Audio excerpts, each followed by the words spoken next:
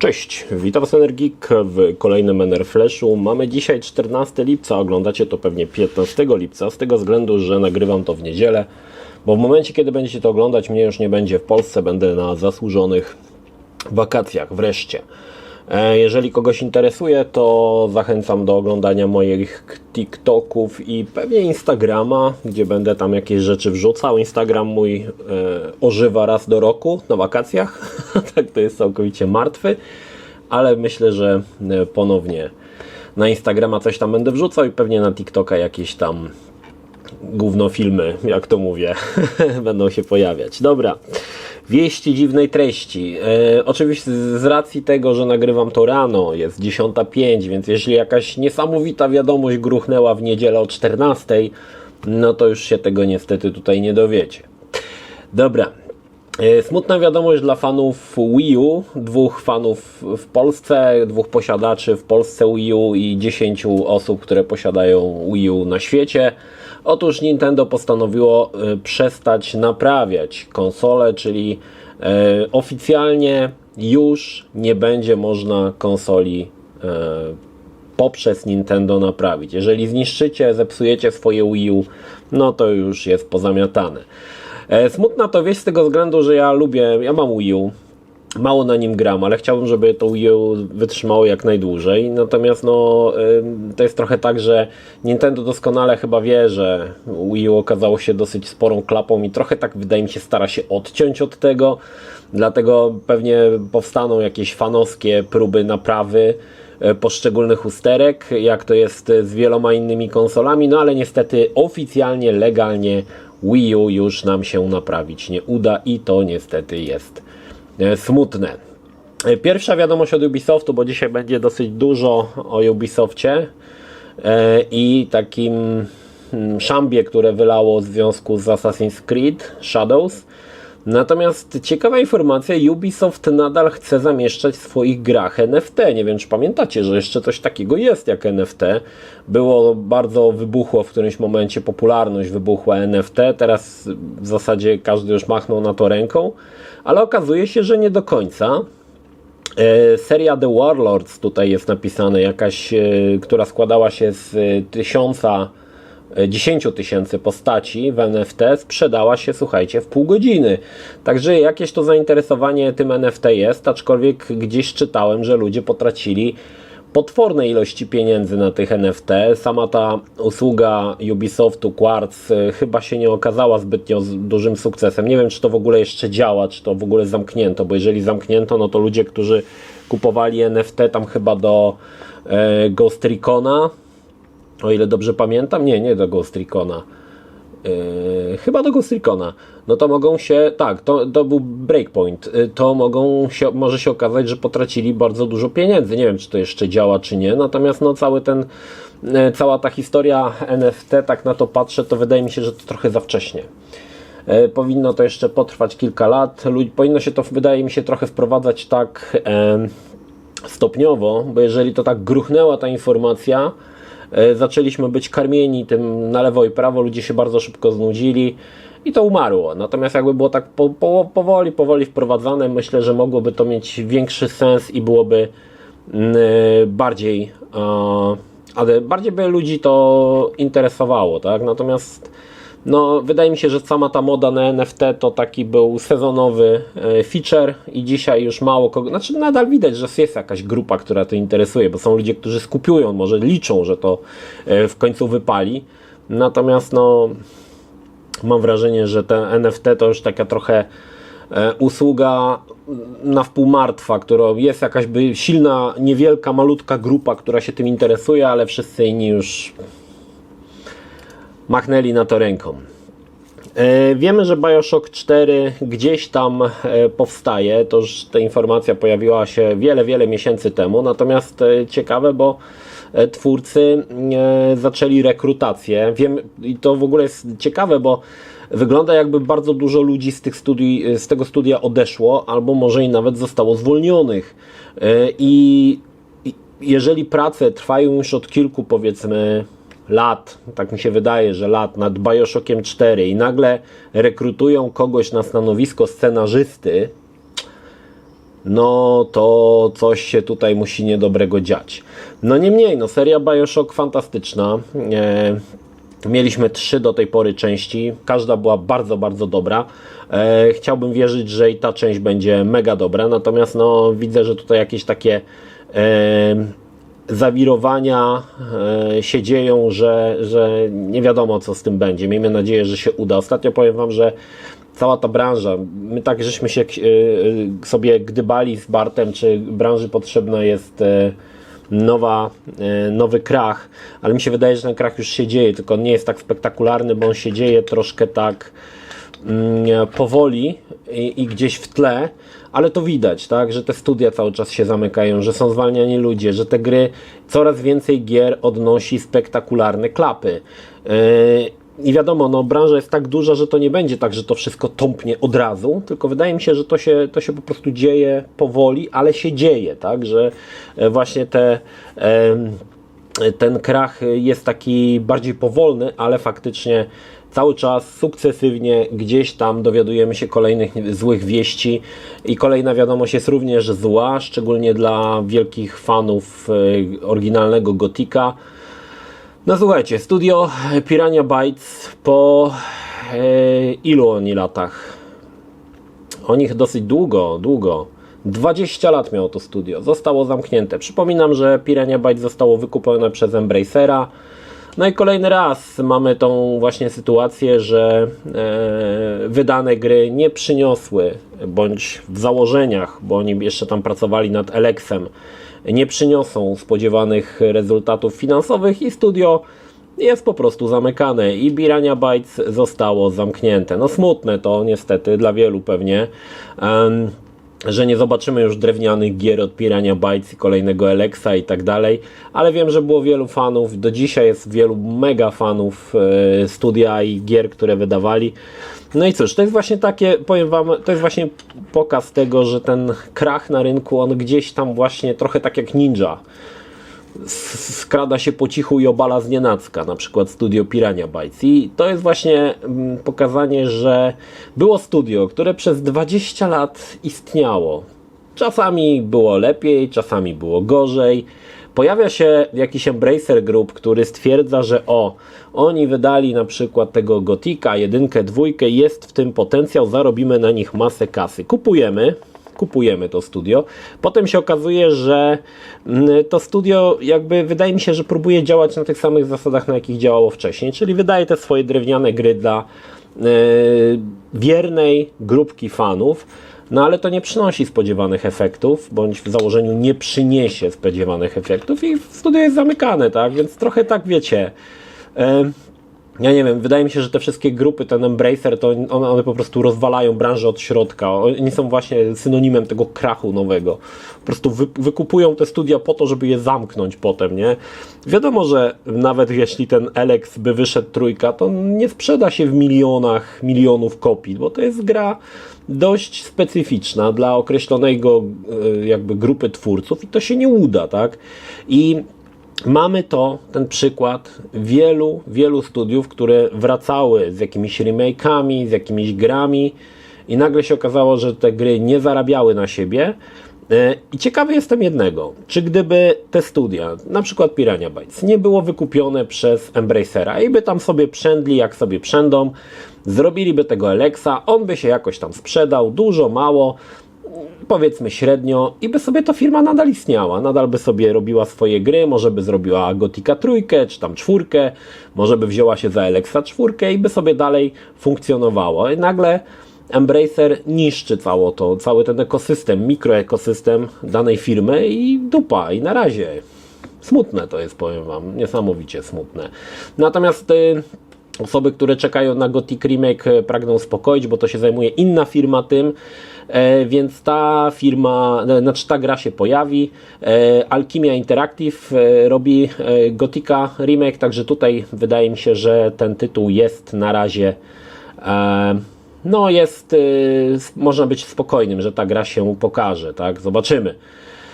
Nie wiem, zastanawiam się, czy ta firma, bo ja tam akurat wiecie, że jak Gotikiem to się tak średnio, Alchimia Interactive należy też do Embracera, bo jeżeli nie kupicie Gotika, to będzie kolejna Firma, która zostanie zamknięta.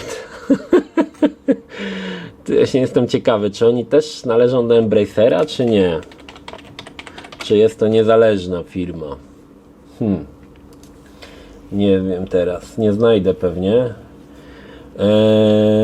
THQ Nordic. No tak.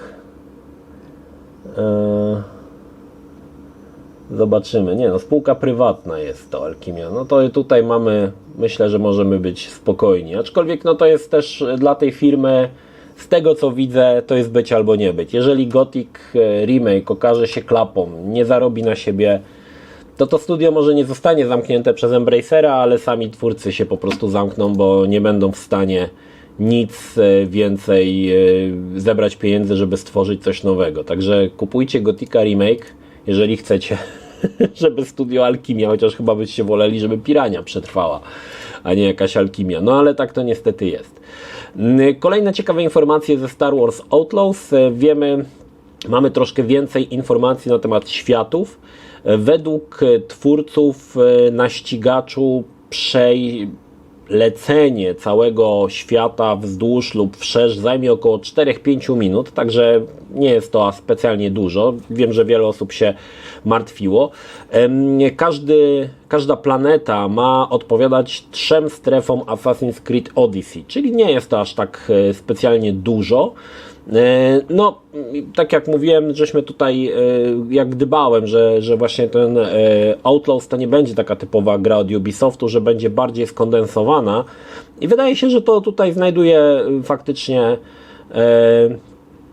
gdzieś tam takie informacje, że to no, faktycznie nie będzie aż takie duże, że będzie ta gra faktycznie może troszkę bardziej skondensowana i tych zadań pobocznych podobno mają być tak trochę jak w Assassin's Creed Valhalla, że będziemy je stopniowo odkrywać, a nie, że od razu będą wrzucone na mapie.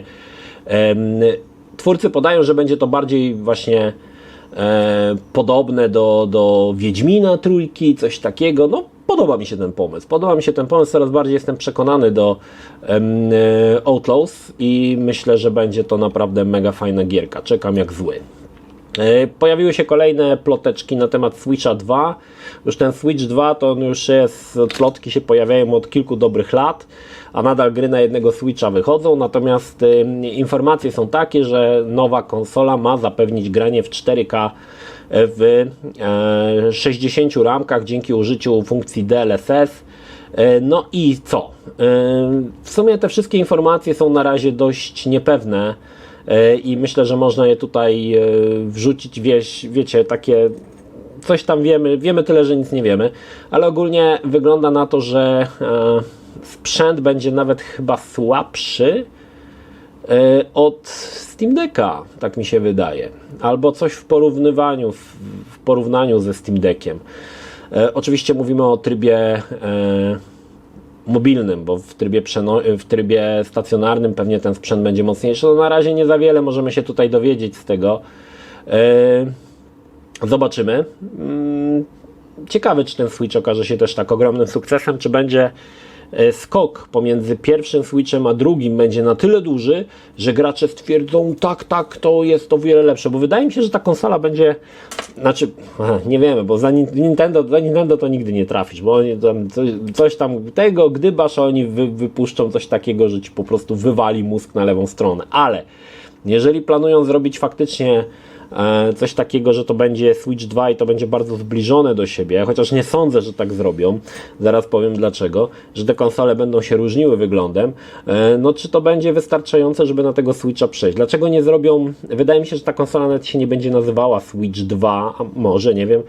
Przypominam, że taki problem był z Wii i Wii U. Wiele ludzi myślało, że Wii U to jest jakaś nowa wersja starego Wii, czy tam jakaś dostawka i dlatego to się nie sprzedało poprzez właśnie złą nazwę. Natomiast tutaj wydaje mi się, że będą starali się coś nowego, żeby tych graczy jakoś faktycznie zachęcić do przesiadki ze starego Switcha, no i zgarnąć też nowych. No zobaczymy, no Switch ogólnie okazał się strzałem w dziesiątkę, ale Nintendo ma tą właśnie taktykę, że co drugą konsolę wydaje dobrą, więc teraz by wypadało, że wyjdzie zła. Zobaczymy. Pojawiły się pierwsze informacje, oczywiście też ploteczki na temat RTX-ów 5090, czekam na nie jak zły, znaczy na te karty. Wiemy, że, wiemy, to jest oczywiście na razie plotki, ale podobno podstawowe taktowanie rdzenia ma wynieść 2,9 GHz, czyli szybciej niż w trybie Boost 4090, co pozwala przypuszczać, że będzie około 50% szybsza od 4090. No to już będzie potwór, to już będzie, słuchajcie, mega potwór. Natomiast ciekawy jestem dwóch rzeczy: poboru prądu, bo to się nie będzie odbywało kosztem czegoś, znaczy musi być to kosztem czegoś, większa moc kosztem większego zużycia prądu, to raz. Oraz to, jak duża będzie ta karta. Aktualnie karty są już 3-slotowe, nie wiem, czy są 4-slotowe, bo może jakieś te firmy takie third party faktycznie robią 4-slotowe karty, ale ja się z tym nie spotkałem. Ale powiem Wam tak, ja mam 4080 i ta karta jest ogromna. Podejrzewam, że 5080 będzie kartą jeszcze większą. Pytanie, i tutaj już się pojawia problem, że czy inni gracze będą nie tylko chcieli zmienić kartę, bo będą musieli wymienić też obudowę. Obudowę, która będzie wejdzie w tą obudowę, ta karta. Słuchajcie, ja mam jedną z największych obudów, jakie są dostępne. Jest to Pantex N2 Primo. Pantex N2 Primo. Jest to konsola dla dinozaurów, czyli jeszcze z zatokami 5.25. I słuchajcie, pamiętam, że dostałem kiedyś kartę do testów i ta karta mi nie weszła i to była 4080 albo 90 i ona była za długa. Nie chciała mi przejść przez ten slot, znaczy slot, to miejsce, gdzie się wkłada karty, słuchajcie, w jednej z największych obudów. Także pytanie, dla kogo te karty są robione, bo no powiem Wam, no może być tu spory problem, żeby takiego potwora do obudowy zmieścić. Natomiast faktycznie dzisiaj mamy taką raczej tendencję, że te komputerki są całe przeszklone, obudowa jest niewielka, w środku jeden dysk SSD, ogromna karta i to wszystko. Natomiast te wszystkie małe obudowy, na przykład robione przez NZXT, mogą się okazać niewystarczające. Już powiem Wam, że Bolivier ma tego NZXT, taką właśnie przeszkloną obudowę, to widzę, że u niego na przykład te karty 4080 to chyba by tam nie weszła. Taka obudowa jest zdecydowanie za mała i trzeba by było tą obudowę kupić większą. Możliwe, że powrócą znowu te karty, te płyty Big Tower. No mówię, ja mam jedną z takich większych obudów, oczywiście pewnie są jeszcze większe, nie? Bo są jeszcze pewnie jakieś w ogóle dla totalnych odpałów, ale ja uważam, że taką obudowę to no jest ona ogromna. Natomiast no, miałem problemy z 4080. Ciekawe, czy 5090 by mi weszła do kompa. Zobaczymy. No i słuchajcie, creme de la creme dzisiejszego Enerflasha, czyli no bardzo, bardzo czarne chmury zbierają się nad Ubisoftem i nad Assassin's Creed Shadows.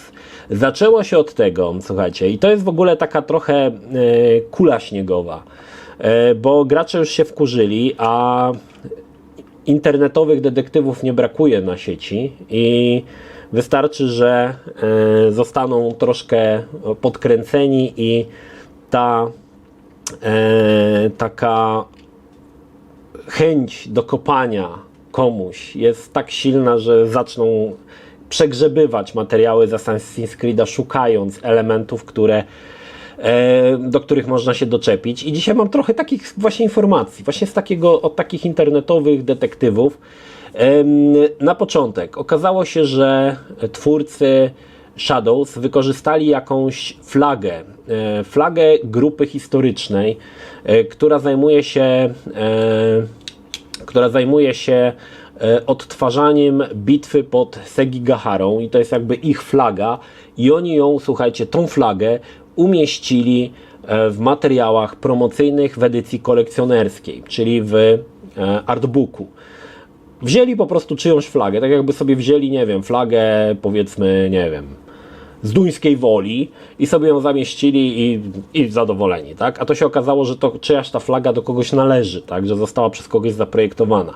I to sprawiło, że ludzie zaczęli się zastanawiać, co jeszcze zostało ukradzione z innych zdjęć, z innych elementów i natrafiłem na bardzo ciekawą rzecz, na taką tutaj właśnie graficzkę, czekajcie, gdzie ja ją mam, taką graficzkę z artbooka, ładna graficzka, No co, mamy tutaj jakieś miasteczko, w tle jakieś statki, tutaj mamy jakichś samurajów, no przyznacie, że graficzka ładna. Ale pojawili się internetowi detektywi, którzy zaczęli prześwietlać tą graficzkę bardzo dokładnie i co się okazało? Że niemal wszystko na tej grafice jest wzięte z jakichś zdjęć historycznych, po prostu jest to albo podmalowane, albo nawet wydaje mi się wklejone, znaczy włożone, po prostu wycięte ze zdjęcia, wstawione do tej grafiki i delikatnie tylko podmalowane, żeby to wyglądało, że to ktoś namalował farbami czy tam czymś, nie wiem czym to jest malowane. I zobaczcie, jak dużo rzeczy zostało ciętych. Przypomina mi to case pewnej gry. Nie wiem, czy wiecie jakiej. Oczywiście mówię o Limbo of the Lost, gdzie również znaleźli się internetowi detektywi, dla których było zabawą to znajdować elementy, z których było kradzione z innych gier. W Limbo of the Lost kradło z innych gier elementy, tak? I tutaj jest dokładnie to samo. I zobaczcie, wzięli tą grafikę, wrzucili na internet i szybko się znaleźli ludzie, których, no powiedzmy sobie szczerze, internetowych detektywów jest cała masa, którzy nawet dla zabawy zaczęli tego szukać. I jak ktoś szuka, to znajdzie. I okazało się, że znaleźli. I wiele z tych elementów jest po prostu ciętych ze zdjęć. Także nie możemy tu mówić o pracy kreatywnej. Jest to po prostu kopiuj wklej jakichś tam elementów, które pojawiły się wcześniej w jakichś materiałach historycznych, chociażby na jakichś tam pocztówkach. I podejrzewam, że to będzie się działo więcej takich rzeczy. Ale kolejna, na początku myślałem, że jest to plotka, ale nie wiem, szczerze mówiąc, znaczy gdzieś ta informacja pojawia się na różnych portalach, bo to nie jest, że znalazłem ją na jednym portalu, tylko faktycznie ona się gdzieś tam pojawia na różnych portalach. Jakiś japoński polityk, Satoshi Hamada, stwierdził, że no, źle przedstawiają kulturę azjatycką w Shadows i że tutaj w zasadzie chcą przedstawić, że kultura Japonii została stworzona przez czarnych ludzi, czyli przez Yasuke, tak? I chce wszcząć jakieś tam dochodzenie. Została uruchomiona petycja. Nie wiem, czy to jest ta sama petycja, która była wcześniej. Poczekajcie, zobaczę. Tak, to jest ta sama petycja, w której chciano zebrać 50 000 głosów. Na tą chwilę są już 84 000 głosów. I słuchajcie, wiele osób mówiło, że no, tam nie wpisują się tylko Japończycy, tylko ludzie, którzy po prostu hejtują tą grę. Pewnie jest to prawda, ale w momencie, kiedy wyszła ta informacja od tego pana Satoshi Hamady, no słuchajcie, ta petycja ruszyła z kopyta, tak? I faktycznie ilość podpisów, które się pojawiły, no jest potworna, tak? Mówimy tutaj o, poczekajcie, 50, prawie 50 tysiącach podpisów od momentu, kiedy ten gość wrzucił informację, więc coś jest na rzeczy. Możemy to sobie wrzucać w plotki, możemy sobie się zastanawiać, czy to jest prawda, natomiast no faktycznie pokazane jest, że coś tu się dzieje z tym. I słuchajcie, ostatnia informacja. Ponownie, jeżeli chodzi o kopiowanie, Ubisoft wrzucił materiały promocyjne z Assassin's Creed Shadows i tutaj mamy taką katanę, no i mamy takie zdjęcie, tak, tej katany, wygląda to w porządku. I co się okazało? Słuchajcie, cała ta katana, cały ten model, jak mniemam, tej katany jest kradziony, bo tego nie można nawet nazwać, że on jest inspirowany, jest po prostu kradziony z katany z serialu One Piece. Już ktoś się do tego dopatrzył. I mamy, nie oglądam One Piece, ale powiem wam, że jest to Zoro, nie wiem, czy wam to coś mówi, ale mamy tą katanę przedstawioną właśnie Assassin's Creed'a z tą podstawą, wygląda spoko i nagle ktoś znalazł tą podstawę do kupienia za 39 euro i słuchajcie, ta podstawa jest taka sama i to nie chodzi o kształt, chodzi o znaki, o kanji, które są na dole.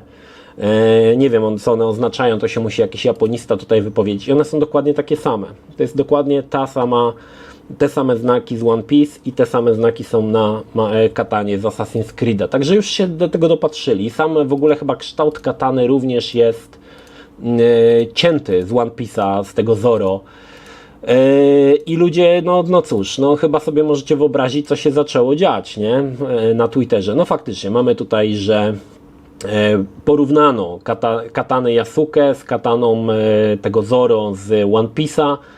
No i okazało się, że te katany są w zasadzie identyczne. Tak, trochę delikatnie się różnią kolorem, ale samo ich wykonanie jest dokładnie takie samo.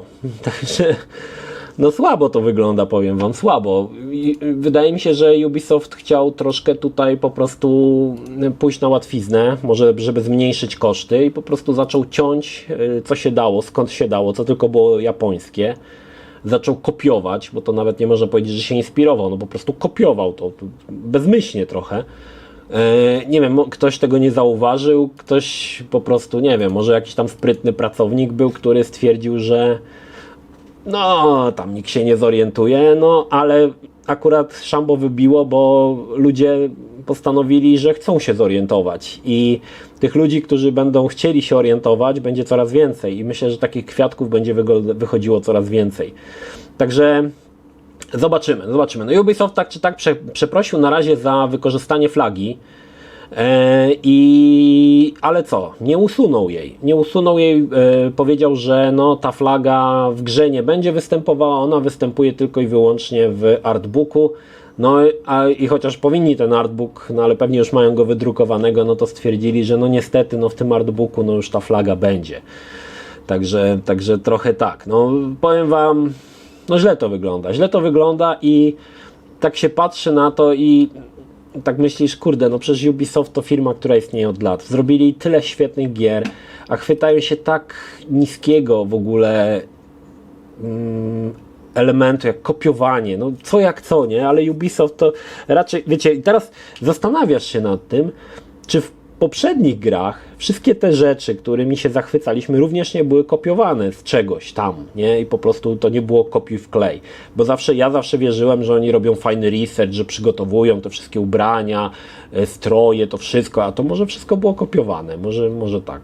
Może teraz właśnie ci internetowi detektywi zaczną przekopywać wszystkie części Assassin's Creed'a i nagle się okaże, że te wszystkie gry były plagiatami czegoś, no może i tak będzie, zobaczymy. No w każdym razie no źle to wygląda, jeżeli chodzi o Assassin's Creed Shadows. No nie zmienia to mojego stosunku do samej gry i chętnie sobie w nią zagram nadal, ale no te informacje, które wypływają są niestety coraz gorsze, no. Zobaczymy jak to będzie dalej, nie? Dobra, słuchajcie. To tyle, jeżeli chodzi o dzisiejsze newsy. Co nowego u mnie? A nic u mnie nowego. Zacząłem grać sobie, teraz trochę taki sezon ogórowy, to sobie zacząłem grać w stare rzeczy i te stare rzeczy będą sukcesywnie wrzucane w formie recenzji po latach albo takich materiałów troszkę niepasujących do recenzji wideo ostatniej Gears of War. Więc co będzie w tym tygodniu? Jak mówiłem, w tym tygodniu mnie nie ma. Oglądacie to oczywiście dzięki temu, że nagrałem w niedzielę. Będzie tak, w środę pojawi się na pewno jeden materiał. Mam 2 materiały dla Was na ten tydzień. W środę w ogóle jest Nobody Wants to Die się pojawia. No niestety nie ogram. Mam nadzieję, że po powrocie mi się uda. Albo pojawi się kolejny odcinek grania z oczu, czyli historia FPS-ów. Albo pojawi się recenzja gry po latach. Nie mówię na razie jakiej. Jeżeli się pojawi w środę, znaczy obydwa te materiały pojawią się w tym tygodniu, albo w środę, albo w sobotę. Dodatkowo mam już przygotowane też TikToki i shortsy, które będą się automatycznie wrzucały w ten tydzień, także będzie tak, jakbym cały czas był z Wami, nigdzie tam nie wyjeżdżał. No i to tyle. Jeżeli jesteście zainteresowani, zachęcam do mojego followowania Instagrama i TikToka, tam będzie się więcej materiałów pojawiało z moich podróży i wiecie, że w ogóle powiem Wam, mój Instagram czasami jak mam jakąś współpracę, to ludzie piszą, że może jakieś w ogóle zdjęcia na Instagramie, żebym wrzucił. Ja mówię, że mój Instagram się raczej nie nadaje do tego, żeby cokolwiek tam wrzucać, nie? Bo to jest taki, ja tu mówię, że to jest antykonto instagramowe, nie? Że to są w ogóle takie rzeczy, które tam nie za bardzo się tam cokolwiek nadaje, poza tym co ja wrzucam, to jest takie trochę antykonto instagramowe, ale zachęcam do obejrzenia, niektórzy mówią, że to najlepsze konto na Instagramie. Ożywa ono raz do roku, jak wjeżdżam na wakacje, bo wcześniej to się nic tam nie dzieje. Znaczy przez cały rok nic się nie dzieje, tylko się dzieje jak wjeżdżam na wakacje. Także mam nadzieję, że teraz też ruszy trochę z kopyta. Dobra, to tyle. Pozdrawiam z Energik, trzymajcie się, do następnego. Cześć.